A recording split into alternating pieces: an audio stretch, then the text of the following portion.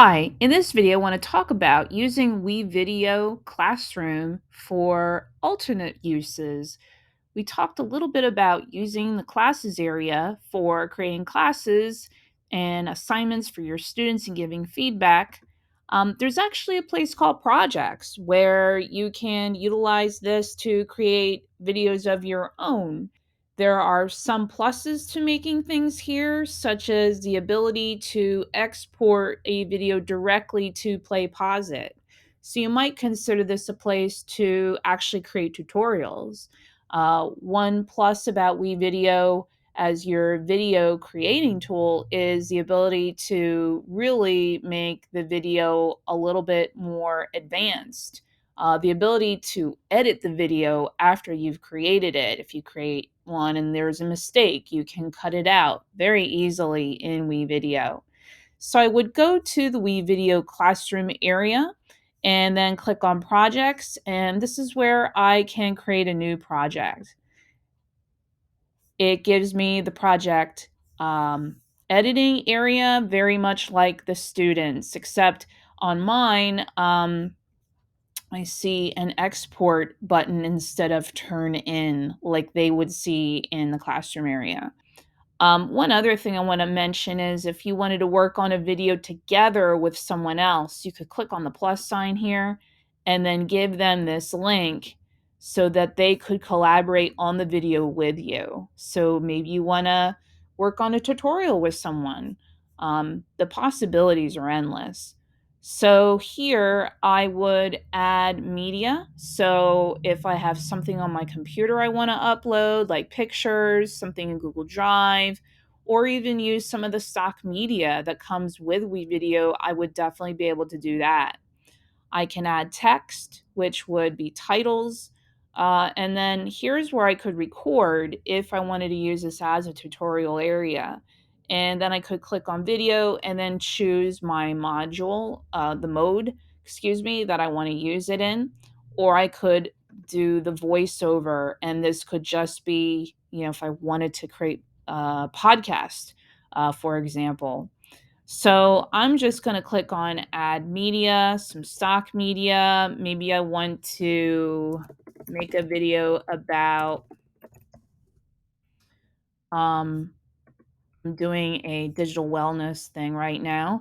I am going to add that to my media area, and then I need to drag it down to the um, track where I want it to be. This is a video, so I'm going to put it in that track. And this is really similar to the classic WeVideo where I can add more tracks if I want to layer them, have many things happening at one time.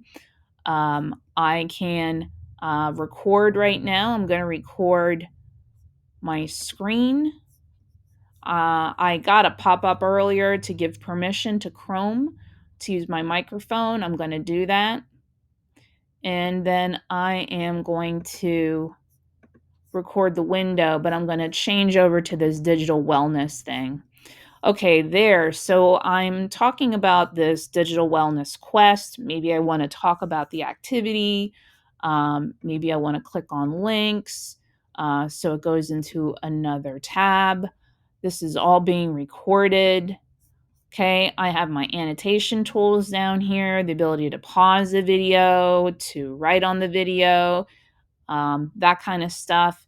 And then I want to stop. So I'm going to click on stop sharing here. I have at the bottom of the window, and then go back to the WeVideo area, that tab where it was. And here I'm seeing a preview. Okay. So I'm actually doing a couple of things at one time here.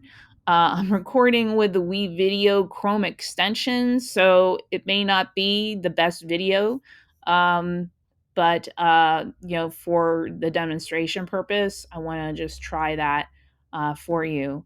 And then I can click on save. Now, this is a really quick video, so it's uploading very nicely. I need to wait till this is uploaded before I can do anything with it. So I might want to go make a cup of coffee or do whatever I want. Right now it's summer, so maybe make some lemonade.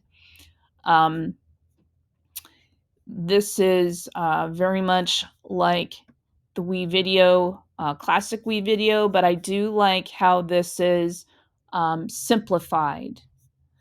I can press on the space bar to preview what that's going to look like. And I can also double click it down in the area with the timeline. That's where you can kind of make changes. Maybe I want to crop it. Maybe I want to change the brightness or the color on it.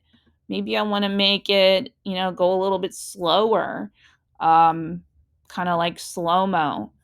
I can transform it. So I'm going to add another track video just because I want to show you things.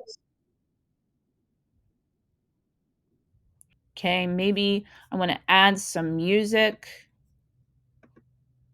and I'm looking for audio, mood, relaxing. Oh, and it still is looking for digital wellness. Okay, I'm going to click on add. It puts it in my media area. I'm going to click on export.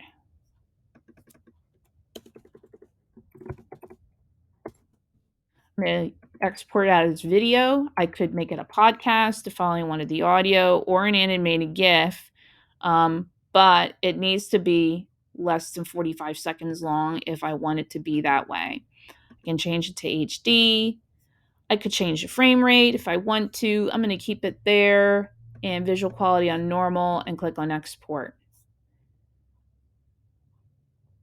So typically there, I have to wait for it to export. It's not instantaneous. If I go back to WeVideo, I go to my projects and I go to something that I've already exported, like this was the last one. I can go to preview of exports. Here's one that I did earlier.